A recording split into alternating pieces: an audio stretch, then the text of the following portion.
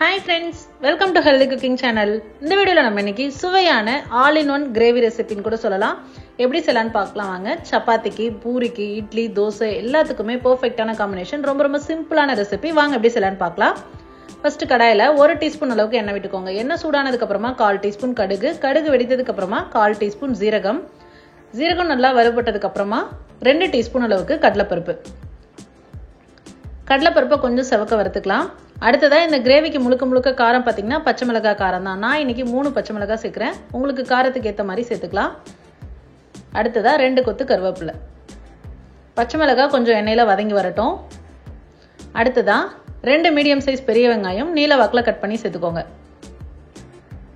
வெங்காயம் பாதி அளவு வதங்கி வந்ததுக்கு அப்புறமா 1 குட்டி தக்காளி பொடியா நறுக்கி சேர்த்துக்கோங்க. 1/4 டீஸ்பூன் மஞ்சள் தூள், 1/2 டீஸ்பூன் கல்லுப்பு, இதெல்லாமே சேர்த்து நல்லா வதக்கி எடுத்துக்கலாம். இதெல்லாம் நல்லா வதங்கி வந்ததுக்கு அப்புறமா 1/2 டம்ளர் அளவுக்கு தண்ணி விட்டு அதை நல்லா கொதிக்க விடுங்க.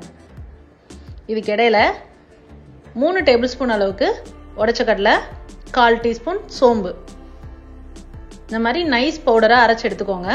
அடுத்ததான் இதுல தண்ணி விட்டு நம்ம அதை பேஸ்ட் போல கரைச்சு எடுத்துக்கலாம்.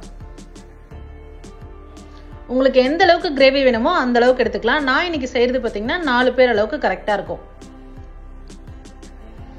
கிரேவி எந்த அளவுக்கு வேணுமோ அந்த அளவுக்கு நம்ம உடைச்ச கடலையோட அளவை கூட்டிக்கணும். இப்ப பாருங்க, இதெல்லாமே நல்லா கொதிச்சிட்டு இருக்கும் போது இந்த ஸ்டேஜ்ல நம்ம ரெடி பண்ணி வச்சிருக்கக்கூடிய அந்த உடைச்ச கடலை தண்ணி எல்லாம் கலந்து ஒரு பேஸ்ட் ரெடி பண்ணோம்ல, அதை அதுல சேர்த்துக்கோங்க. சேர்த்துட்டு கிரேவி வந்து கொஞ்சம் தண்ணி பதமாவே இருக்கட்டும். அது கொதிக்கும் போது நல்லா திக்காயிடும். நீங்க வைக்கும் போதே திக்கா வச்சீங்க அப்படின்னா ரொம்ப திக்கா வந்துடும்.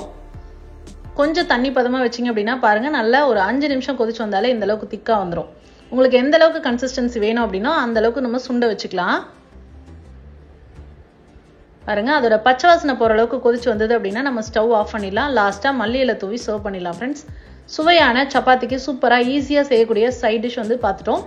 இதை வந்து இட்லி, தோசை எல்லாத்துக்குமே பெர்ஃபெக்ட் காம்பினேஷனா இருக்கும். ட்ரை பண்ணி பார்த்துட்டு உங்களை கமெண்ட் மறக்காம சொல்லுங்க ஃப்ரெண்ட்ஸ். இது போன்ற ஹெல்தி ரெசிபிஸ்க்கு மறக்காம ஹெல்தி குக்கிங் சேனலை சப்ஸ்கிரைப் பண்ணுங்க. இந்த வீடியோ உங்களுக்கு பிடிச்சிருந்தா லைக் பண்ணுங்க, ஷேர் பண்ணுங்க, கமெண்ட் பண்ணுங்க. தேங்க்ஸ் ஃபார் வாட்சிங்.